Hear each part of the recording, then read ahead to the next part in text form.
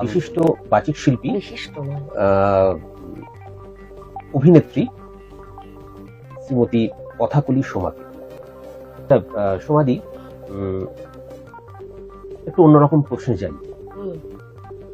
আপনার কাছে জীবনের সংজ্ঞা কি? আমি জানি আপনি ভীষণ স্ট্রাগল করেছেন, আপনার ফ্যামিলি, আপনার পেশাগত জীবন, আপনার কাছে জীবনকে আপনি অনেক বেশি করে দেখেছেন। আপনার মতে আপনার কাছে জীবনের সংজ্ঞা কি? বাঁচো, আনন্দে বাঁচো। হেরে গিয়ে ওটা কোনো সলিউশন হলো না। আমি মনে করি কষ্ট তো থাকবেই, আর প্রবলেমটাকে যদি প্রবলেম মনে করেন তাহলেই সেটা প্রবলেম থাকবে, আসবে। সেটাকে কিভাবে আমি ওভারকাম করব, এটাই আমার ফোকাস। ওভারকাম যেই হলো, হয়ে গেল, বাস, গল্প শেষ। আবার একটা নতুন সমস্যা, আবারও। জীবন মানে প্রবলেম আসবে, একটা প্রবলেম আসবে, আমাকে একটা প্রবলেম সলভ করে যেতে হবে। এই করতে করতে করতে করতে আমাদের জীবনটা একদম কখন যে আপনি পৌঁছে যাবেন সেটা আপনি এটা যখন আপনি শুরু করেছিলেন তখন তো ভাবেননি ওইখানটায় পৌঁছতে পারবেন, কিন্তু দেখলেন আপনি পৌঁছে গেছেন। ওই যদি আপনি এইমটাই ধরে রাখেন আমি ওইটাই হব, তাহলে হয়তো একটু মুশকিল। কিন্তু আপনি যদি স্ট্রাগলটা করতে থাকেন যে আমাকে এই ছোট ছোট ছোট ছোট ছোট কখন পৌঁছে গেছেন। যা ভেবেছিলেন হয়তো দোতলা বাড়ি বানাবেন, দেখলেন 5 তলা হয়ে গেছে, আপনি জানেনই না।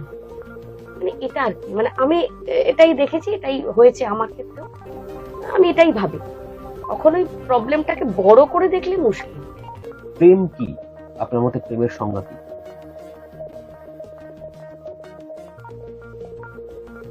ভালো লাগা, সেটাই প্রেম। সব রকম প্রেমের ক্ষেত্রে ওই প্রধান একটাই শর্ত, ভালো লাগতে হবে আগে, ভালো লাগার পরে বাদ বাকি জিনিসগুলো। এবারে বিভিন্ন রকমের, মানুষের সঙ্গে মানুষের প্রেমটা একরকম, প্রকৃতির সঙ্গে মানুষের প্রেমটা আরেক রকম, বইয়ের সঙ্গে প্রেমটা আরেক রকম। বিভিন্ন রকমের প্রেম, তার বিভিন্ন রকম ভঙ্গিমা, প্রকাশ ভঙ্গিমাই বলুন। যে রেসপন্সিবিলিটি, আমরা যে রেসপন্সিবিলিটি নিই, বা আমি আপনি, আমাদের পরের প্রজন্ম সেই রেসপন্সিবিলিটি নেবে না? আমার মনে হয় না, এটা আমার মনে হয় না। আমি বহুজনকে দেখেছি, তারা নেয় না বলবো না, নেয়, কিন্তু ঠিক যতখানি আমরা ফিল করি ততটা ফিলিংস বোধ হয় তাদের নেই। আমার মনে হয় যে তারাও ফিল করে, আমি বলবো না তারা ফিল করে না, বাট আমরা যে দায়িত্বটা নিই বা একটা ইউজ টু ব্যাপার আর কি। আপনি আপনার মাকে দেখবেন, আপনি আপনার তাই এই ব্যাপারটা তো, এটা তো আমাকে দেখতেই হবে। হ্যাঁ, এই একটা আমাদের মধ্যে রয়েছে, কিন্তু পরের প্রজন্ম এটা ওদের কাছে নট ম্যান্ডেটরি। নাকি আমি আপনার কাছে সেকেন্ড প্রশ্নটা রাখছি, যে আমরা পরের প্রজন্মকে খুব তাড়াতাড়ি বলে দিলাম যে ওরা রাখবে না, আমাদের প্রজন্ম আমরাও কি সবটা রাখি? আমাদের প্রজন্মের মধ্যেও কি ভ্যারিয়েশনটা নেই? হ্যাঁ, সব ভালো মন্দ তো সবখানেই থাকে।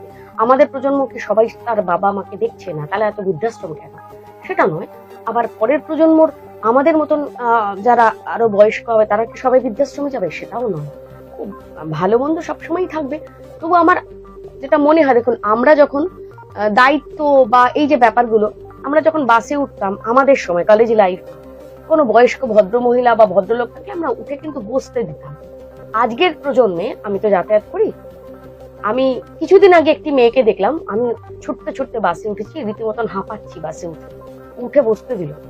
This is the first time of my life যে আমি উঠে বসার জায়গা পেলাম। এরকম দৌড়ে অনেক সময় গেছি, সামনের মেয়েটি বা ছেলেটি সে হয়তো স্ক্রোল করছে, মোবাইল দেখছেও না আমার দিকে যে আমি হাঁপাচ্ছি, সেটা সে দেখছে না, বা দেখছে, সেটা তার কাছে ম্যাটার করে না। আমাদের ক্ষেত্রে আমরা কিন্তু উঠে বসতে দেবো, আন্টি বসো বা কাকিমা বসো, যাই হোক, বা আপনি বসুন, ছেলে বা মেয়ে যাই হোক না কেন। এটা আমি দেখিনি, এখনকার প্রজন্মে আমি এটা দেখছি না। সবসময় দেখছি অল্প বয়স্কী কেউ সিট পেলে সঙ্গে সঙ্গে বসে পড়েই একদম সঙ্গে সঙ্গে স্ক্রল করা শুরু হয়।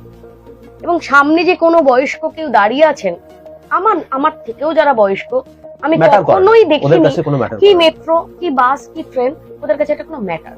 যার ফলে আমার মনে হয় তাদের দায়িত্ববোধ বলুন, কর্তব্য বলুন, সেটা বড্ড কম। আপনার কাছে আপনি বিয়ে নামক ইনস্টিটিউশন কিভাবে দেখেন?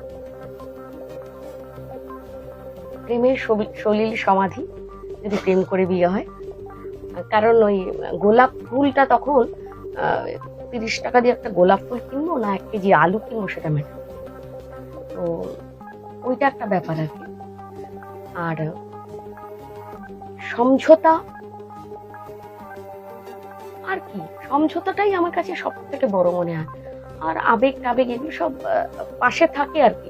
যখন দুজনের মধ্যে আন্ডারস্ট্যান্ডিংটা খুব ভালো হয় তখন ওই আবেগ বলুন বাদ বাকি যা যা থাকে আর কি সেগুলো খুব ভালো। আর যদি আন্ডারস্ট্যান্ডিং না হয়, আমরা হিন্দু ঘরের সাধারণত আমাদের ক্ষেত্রে কিন্তু আন্ডারস্ট্যান্ডিংটাই শেষ কথা। ওটাই যদি আপনার হয় তাহলে ভালো, সুন্দর চলবে, স্মুথ। নালে আমার এই প্রসঙ্গে একটা কথা ভীষণভাবে মনে পড়ছে, ভীষণ প্রাসঙ্গিক। আমার কাকা গত হয়েছেন, উনি একটা কথা একদিন আমায় বলেছিলেন, মানে কথার প্রসঙ্গে, যে এই যে মেয়েরা, মানে হিন্দু মেয়েরা, বিবাহিত মেয়েরা বিশেষত শাড়ির সঙ্গে ম্যাচিং ব্লাউজটা খুঁজে, ম্যাচিং ব্লাউজ, ম্যাচিং সায়া, মানে ওটার উপরে ভীষণ একটা ফোকাস।